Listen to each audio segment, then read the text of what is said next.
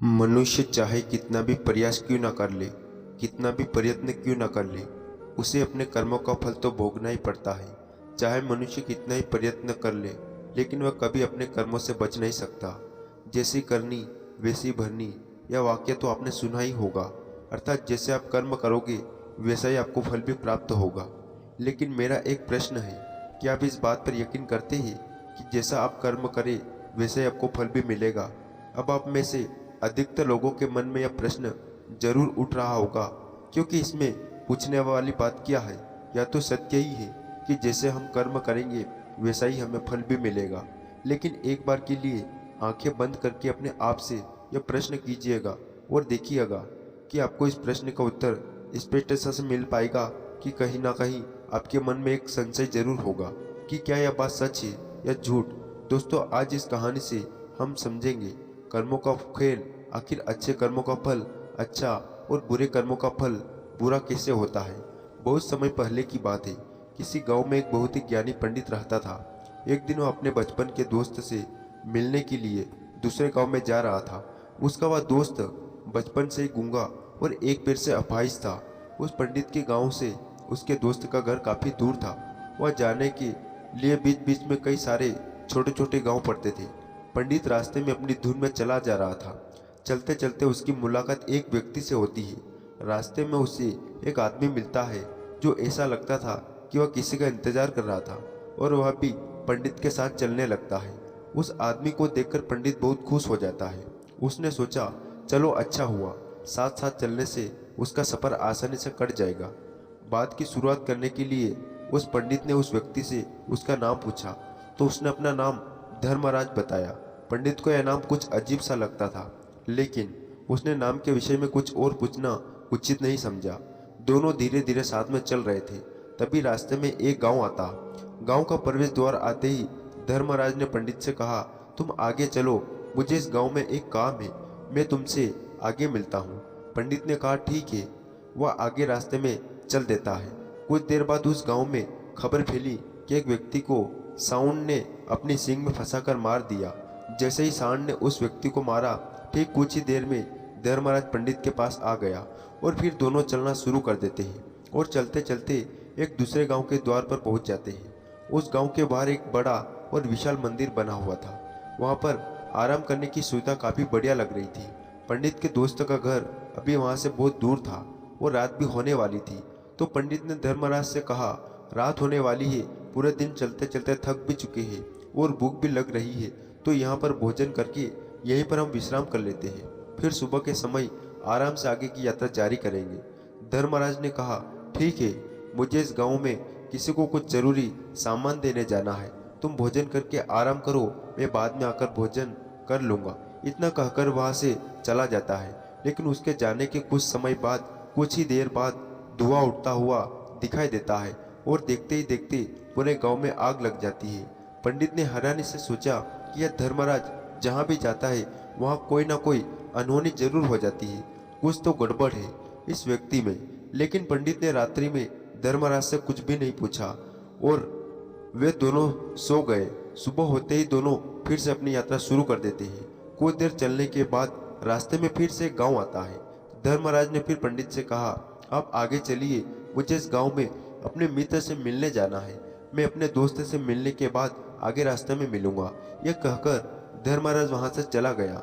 लेकिन पंडित इस बार आगे नहीं गया। वो वहीं खड़े होकर धर्मराज को देखता रहा कि वह कहाँ जा रहा है और क्या करता है। तभी थोड़ी देर बाद लोगों की आवाज़ सुनाई देने लगी कि एक व्यक्ति को सांप ने काट लिया और उसकी मृत्यु हो गई। ठीक उसी समय धर्मराज फिर पंडित के पास पहुंच गया। लेकिन इस बार पंडित से रहा नहीं गया और उसने धर्मराज से पूछ ही लिया कि तुम जिस भी गांव में जाते हो वहां कोई ना कोई अनहोनी जरूर हो जाती है, क्या तुम मुझे बता सकते हो यह ऐसा क्यों हो रहा है? धर्मराज ने कहा, पंडित जी, आप तो मुझे बहुत ज्ञानी मालूम पड़े थे, लेकिन मैं आपके साथ चलने लगा था क्योंकि जान नियम था बहुत अच्छा होता है, परंतु आप अभी तक समझ नहीं पाए कि मैं कौन हूँ। पंडित ने कहा, मैं समझ गया हूँ, लेकिन मुझे कुछ शंका है, अगर आप ही अपना उपयुक्त परिचय दे दे तो मेरे लिए आसानी होगी। तब धर्मराज ने जवाब दिया कि मैं यमदूत हूँ और यमराज की आज्ञा से उन लोगों के प्राण हरण करता हूँ जिनकी उम्र पूरी हो चुकी है। हालांकि पंडित को पहले से ही इस बात की आशंका थी, फिर भी धर्मराज के मुंह से यह बात सुनकर वह घबरा गया। लेकिन वह हिम्मत करके पूछता है कि अगर तुम सच में यमदूत हो तो मुझे बताओ, अगली मृत्यु किसकी है? धर्मराज ने जवाब दिया, अगली मृत्यु तुम्हारे उसी मित्र की है जिससे तुम मिलने जा रहे हो, और उसकी मृत्यु का कारण भी तुम ही बनोगे। यह बात सुनकर पंडित सहम गया और सोच में पड़ गया कि अगर सच में यह धर्मराज यमदूत हुआ तो उसकी बात भी सच होगी और मृत्यु उसके कारण मेरे बचपन के सबसे अच्छे मित्र की मृत्यु हो जाएगी। तो सबसे अच्छा तो यही होगा कि मैं अपने मित्र से मिलने ही ना जाऊं। कम से कम मैं उसकी मृत्यु का कारण तो नहीं बनूंगा। धर्मराज ने मुस्कुराते हुए कहा, तुम जो सोच रहे हो वह सब मुझे पता है, मगर तुम्हारे अपने मित्र से मिलने ना जाने से नीति नहीं बदल जाएगी। तुम्हारे मित्र की मृत्यु तो निश्चित है और वह अगले कुछ ही पलों में घटित होने वाली है। महाकाल के मुंह में ऐसी बातें सुनकर पंडित को झटका लगा, क्योंकि महाकाल ने पंडित के मन में की बातें पढ़ ली थी, जो कि एक सामान्य व्यक्ति के लिए संभव नहीं है। अब पंडित को विश्वास हो गया कि धर्मराज सचमुच में यमदूत ही है। जब पंडित को यह पूर्ण विश्वास हो गया कि धर्मराज जी यमदूत है, तो वह घबरा गया। वह अपने मित्र की मृत्यु का कारण नहीं बनना चाहता था, इसलिए वह पलटकर अपने गांव की तरफ वापस जाने लगा। लेकिन जैसे ही पंडित वापस जाने के लिए मुड़ा, उसने देखा कि उसका मित्र तेजी से उसकी तरफ चला आ रहा है, जो पंडित को देखकर अत्यंत प्रसन्न दिखाई पड़ रहा था। अपने मित्र के आने की गति को देखकर पंडित को ऐसा लगा कि जिससे उसका मित्र काफी देर से उसका पीछा कर रहा है, लेकिन वह बचपन से ही गूंगा था और एक पैर से लंगड़ा भी था, इसलिए ना तो वह पंडित को आवाज देख कर पाया और ना ही उस व्यक्ति तक पहुंच रहा था। लेकिन जैसे ही वह पंडित के पास पहुंचा, अचानक ही जमीन पर गिर पड़ा और तुरंत ही उसकी मृत्यु हो गई। पंडित हक्का बक्का होकर धर्मराज की ओर देखने लगा, जैसे कि वह पूछ रहा था कि आखिर क्या हुआ। धर्मराज पंडित के मन में उठ रहे प्रश्नों को समझा गया और बोला, तुम्हारे मित्र ने पिछले गांव में ही तुम्हें देख लिया था और वे वहीं से तुम्हारा पीछा कर रहा था, लेकिन गूंगा और लंगड़ा होने की वजह से वह तुम तक नहीं पहुंच पाया। उसने अपनी पूरी ताकत लगाकर तुम तक पहुंचने का प्रयास किया, लेकिन बुढ़ापे में बचपन जैसी ताकत नहीं होती, इसलिए दिल का दौरा होने के कारण उसकी मृत्यु हो गई। क्योंकि वह तुमसे मिलने के लिए अपनी सीमाओं को तोड़कर तुम्हारे पीछे भाग रहा था, इसलिए अपने मित्र की मृत्यु का कारण भी तुम ही कहलाओगे। और पंडित को पूर्णतः यह विश्वास हो गया था कि धर्मराज एक यमदूत है और उस कार्य का जीवों के प्राण हरना। लेकिन पंडित एक ज्ञानी व्यक्ति था, वह यह भी जानता था कि मृत्यु पर किसी का वश नहीं है, सबको एक न एक दिन मरना ही है। यही सोचकर उसने अपने आप को संभाल लिया। लेकिन अचानक ही पंडित के मन में अपनी मृत्यु के बारे में जानने की इच्छा हुई, इसलिए उसने धर्मराज से पूछा कि जब मृत्यु मेरे दोस्त की होनी थी तो तुम शुरू से ही मेरे साथ क्यों चल रहे थे? यह प्रश्न सुनकर धर्मराज जोर से हंसा और बोला, मैं तो हर पल हर क्षण सभी के साथ चलता हूँ, किंतु लोग पहचान नहीं पाते, क्योंकि लोगों के पास अपनी समस्याओं के अलावा किसी और व्यक्ति, वस्तु या घटना के बारे में सोचने समझने या उसे देखने का समय नहीं होता। पंडित ने कहा, तो क्या तुम यह बात बता सकते हो कि मेरी मृत्यु कब है और कहाँ है और कैसे होगी? महाकाल ने कहा, हालांकि किसी भी सामान्य जीव के लिए अपनी मृत्यु के बारे में जानना ठीक नहीं है, क्योंकि कोई भी जीव या जान वह अपनी मृत्यु के बारे में जानकर बहुत दुखी हो जाता है। हालांकि तुम ज्ञानी व्यक्ति मालूम पड़ते हो और तुमने जिस तरीके से अपने मित्र की मृत्यु को सहन कर लिया, उसे देखकर लगता है कि तुम अपनी मृत्यु के बारे में जानकर भी दुखी नहीं होंगे। महाकाल ने कहा, तो सुनो, तुम्हारी मृत्यु आज से ठीक 6 महीने बाद आज के दिन ही किसी दूसरे राज्य में फांसी लगने से होगी। और सबसे हैरान की बात तो यह होगी कि तुम सब ही खुशी से उस फांसी को स्वीकार कर लोगे। न कहकर धर्मराज वहां से चला गया, क्योंकि जब धर्मराज के पास पंडित के साथ चलते रहने का कोई कारण ना था। इसके बाद पंडित ने अपने मित्र के शरीर का अंतिम संस्कार किया और यथाशक्ति उसकी क्रिया करके अपने गांव वापस गया। लेकिन कोई व्यक्ति कितना भी ज्ञानी क्यों ना हो, वो अपनी मृत्यु के बारे में जानकर दुखी तो होता ही है और मृत्यु से बचने को कोई ना कोई उपाय खोजता है। तो पंडित ने भी वही किया, क्योंकि पंडित ना तो इसलिए उसकी पहचान उस राज्य के राजा तक थी। पंडित ने सोचा कि राजा के पास तो कई सारे ज्ञानी मंत्र है, वह मेरी मृत्यु से संबंधित समस्या का कोई न कोई समाधान निकाल ही लेंगे। पंडित यही सब सोचता हुआ राज दरबार में पहुंच जाता है और राजा से सारी घटना के बारे में बताता है। राजा ने अपने मंत्रियों को सारी समस्या बताई और उनसे सलाह मांगी। अंत में सभी ने विचार विमर्श करके कहा, अगर पंडित की बात सही है तो उसकी मृत्यु भी 6 महीने बाद ही होगी, लेकिन मृत्यु तो तब होगी जब वह किसी दूसरे राज्य में जाएगा। यदि वह किसी दूसरे राज्य में जाए भी ना तो मृत्यु ही नहीं होगी। मंत्रियों की यह सलाह राजा को भी सही लगी। इसके बाद पंडित को रहने की सारी व्यवस्था महल में ही कर दी गई और राजा के आदेश के बिना उस पंडित से किसी को भी नहीं मिलने दिया जाता था। लेकिन पंडित कहीं भी आ जा सकता था ताकि पंडित को यह न लगे कि वह राजा की कैद में है। परंतु पंडित डर के मारे ही कहीं आता जाता नहीं था। धीरे धीरे महीने गुजरते गए और पंडित की मृत्यु का समय नजदीक आने लगा और अनंतव्यापी दिन आ गया। जिस दिन पंडित की मृत्यु होनी थी उसकी रात पहले पंडित डर के मारे जल्दी सो गया ताकि जल्दी से वह रात बीत जाए और अगला दिन आ जाए ताकि उसकी मृत्यु टल सके। यही सोचकर वह जल्दी से सो जाता है। लेकिन पंडित को नींद में चलने की बीमारी थी और अपनी इस बीमारी के बारे में वह सवई ही नहीं जानता था। फिर राजा मंत्री या किसी वेद को उसके बारे में बताने का कोई प्रश्न ही नहीं उठता। पंडित अपनी मृत्यु को लेकर बहुत चिंतित था। वह पिछले कई दिनों से ठीक सो भी नहीं पा रहा था और नींद में चलने की बीमारी भी तभी होती है जब व्यक्ति ठीक से सो नहीं पा रहा था। उस रात भी पंडित को नींद में चलने का दौरा पड़ रहा था। वह उठा और महल से निकलकर अस्तबल में गया। क्योंकि पंडित राजा का खास मेहमान था, इसलिए किसी भी पहरेदार ने उसे नहीं रोका और न ही किसी तरह की कोई पूछताछ की। अस्तबल में पहुंचकर वह सबसे तेज चलने वाले घोड़े की पीठ पर सवार होकर नींद में ही अपने राज्य की सीमा से बाहर दूसरे पड़ोसी राज्य में चला गया। इतना ही नहीं, वह दूसरे राज्य के राजा के महल में पहुंच गया। उस महल के पहरेदार ने भी उसे नहीं रोका और न ही कोई पूछताछ की। सभी लोग रात्रि का अंतिम प्रहार होने के कारण गहरी नींद में थे। वह पंडित सीधे राजा के सैन्य कक्ष में पहुंचा जहां राजा और रानी सो रहे थे। वह पंडित वहीं जाकर सो गया। सुबह हुई तो राजा ने पंडित को रानी के बगल में सोया हुआ देखा तो राजा बहुत क्रोधित हो गया। राजा ने पंडित को कैद करने का आदेश दे दिया। पंडित गिरफ्तार हो गया, लेकिन पंडित तो बहुत चक्का था। उसे तो कुछ समझ नहीं आ रहा था कि आखिर वह दूसरे राज्य में और राजा के सैन्य कक्ष में कैसे पहुंचा। लेकिन वह उसकी यह सब सुनने वाला कोई नहीं था।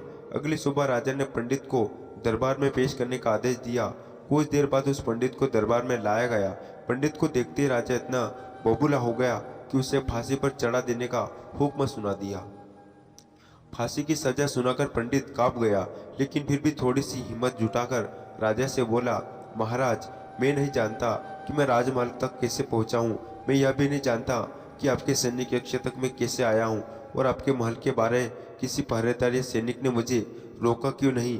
लेकिन मैं इतना जरूर जानता हूँ कि आज मेरी मृत्यु होनी थी और वह होनी भी जा रही है। राजा को यह बात थोड़ी अजीब लगी। उसने पंडित से पूछा, तुम्हें कैसा पता कि आज तुम्हारी मृत्यु होनी है। राजा के इस प्रश्न के जवाब में पंडित ने पिछले 6 महीनों का सारा वाक्य राजा को सुना दिया और बोला, महाराज, मेरा क्या किसी भी सामान्य व्यक्ति में इतना साहस नहीं कि वह राजा के सैन्य कक्ष में राजा की उपस्थिति में रानी के साथ सो जाए। राजा को पंडित की बात में थोड़ा तर्क दिखाई पड़ा, परंतु उसने सोचा कि यह मृत्यु से बचने के लिए धर्मराज और उसके द्वारा अपनी मृत्यु की भविष्यवाणी की कहानी बना रहा। लेकिन राजा ने पंडित से कहा, यदि तुम्हारी बात सत्य है और आज यह तुम्हारी मृत्यु का दिन है, जैसा कि यमदूत धर्मराज ने तुमसे कहा, तो आज तुम्हारी मृत्यु का कारण मैं नहीं बनूंगा। लेकिन यदि तुम्हारी बात झूठी निकली तो निश्चित ही आज तुम्हारी मृत्यु का दिन होगा। ना कोई जिस राज्य से पंडित आया था, उस राज्य का राजा इस राज्य का मित्र था। इसलिए इस राजा ने तुरंत अपने 2 सैनिकों को पड़ोसी राजा के पास भेजकर पंडित की बात की सत्यता का प्रमाण मांगा। जो भेजे गए सैनिक शाम तक लौटे और उन्होंने राजा को बताया कि महाराज, पंडित जो भी कह रहा था वह सब सत्य है। पड़ोसी राज्य के राजा ने पिछले 6 महीने से पंडित के रहने की सारी व्यवस्था अपने ही महल में कर रखी थी। पंडित राजा का खास मेहमान था। कल शाम राजा आखिरी बार पंडित से उसके कक्ष में मिले थे और उसके बाद यह इस राज्य में कैसे पहुंच गया, इसकी कोई जानकारी किसी को भी नहीं है। इसलिए उस राज्य के राजा के अनुसार पंडित को फांसी की सजा देना ठीक नहीं है। लेकिन राजा के सामने एक नई समस्या थी, क्योंकि उसने बिना पूरी बात जाने पंडित को फांसी की सजा सुना दी थी। इसलिए अगर पंडित को फांसी नहीं दी जाती तो राजा के वचन का अपमान हो जाएगा। लेकिन अगर राजा की बात का मान रखा जाए तो बेवजह ही एक निर्दोष व्यक्ति की मौत हो जाएगी। राजा ने अपने सभी मंत्रियों से इस बारे में सुझाव मांगा तो मंत्रियों ने राजा को सुझाव दिया कि महाराज, पंडित को एक कच्चे सूत के धागे में से फांसी लगवा दी जाए। इससे आपके कथन का भी मान रह जाएगा और कच्चे सूत के धागे से पंडित को फांसी भी नहीं लगेगी और उसके परिणाम भी बच जाएंगे। राजा को मंत्रियों का यह सुझाव पसंद आया और उसने ऐसा ही करने का आदेश दे दिया। पंडित के लिए कच्चे सूत के धागे से फांसी का फंदा बनाया गया और नियम के अनुसार पंडित को फांसी पर चढ़ाया जाना लगा। सभी लोग बहुत खुश थे कि ना तो पंडित मरेगा और ना ही राजा का वचन खाली जाएगा। पंडित को भी पूर्ण विश्वास था यह सूत के धागे से तो उसकी मृत्यु हो ही नहीं सकती। पंडित उस पर चढ़ने के लिए तैयार हो गया। जैसा कि धर्मराज ने भविष्यवाणी की थी कि तुम खुद ही अपनी फांसी को स्वीकार करोगे। लेकिन जैसे ही पंडित को फांसी दी गई, सूत का धागा तो टूट गया, लेकिन टूटने से पहले उसने अपने काम कर दिया था। पंडित के गले की एक नस सूत के धागे के झटके से कट चुकी थी और पंडित जमीन पर पड़ा तड़प रहा था। उस पल उसके गले से खून की फुहार निकल रही थी और देखते ही देखते पंडित का शरीर पूरी तरह से शांत हो गया। सभी लोग आश्चर्यचकित थे और पंडित को मरता हुआ देख रहे थे। किसी को विश्वास नहीं हो रहा था कि कच्चे सूत के धागे से भी किसी इंसान की मृत्यु हो सकती है। लेकिन घटना तो घटित हो चुकी थी। नियति ने अपना काम कर दिया था और धर्मराज की भविष्यवाणी सच हो चुकी थी। दोस्तों, श्रीमद् भागवत गीता में भगवान श्री कृष्ण ने कहा है, जो होना होता है वह होकर ही रहता है। हम चाहे कितनी सावधानी बरते, कितना ही उपाय कर ले, लेकिन घटना और घटना की पूरी प्रणाली पहले से ही तय होती है, जिसे हम थोड़ा सा इधर उधर नहीं कर सकते। दोस्तों, शायद इसलिए ईश्वर ने अपने भविष्यवाणी जानने की क्षमता नहीं दी, ताकि हम अपने जीवन को ज़्यादा बेहतर तरीके से जी सके। और यही बात उस पंडित पर भी लागू होती है। अगर पंडित ने महाकाल से अपनी मृत्यु के बारे में ना पूछा होता तो 6 महीने तक राजा के महल में कैद रहकर डर डर कर जीने की बजाय ज़्यादा बेहतर जीवन जीता। दोस्तों, आपने आज के इस वीडियो में से क्या सीखा वो मुझे आप कमेंट में बता सकते हैं। इसी साथ उम्मीद है कि आपको आज की वीडियो पसंद आई होगी, तो इस वीडियो को उस इंसान को शेयर करें जिससे कहानी सुनने की ज़रूरत है और उसी के ठीक बाद चैनल को सब्सक्राइब करें। तो चलिए फिर मिलते हैं ऐसी एक नई वीडियो में एक नए मैसेज के साथ। तब तक के लिए अपना ख्याल रखिएगा। धन्यवाद। नमो बुद्धाय।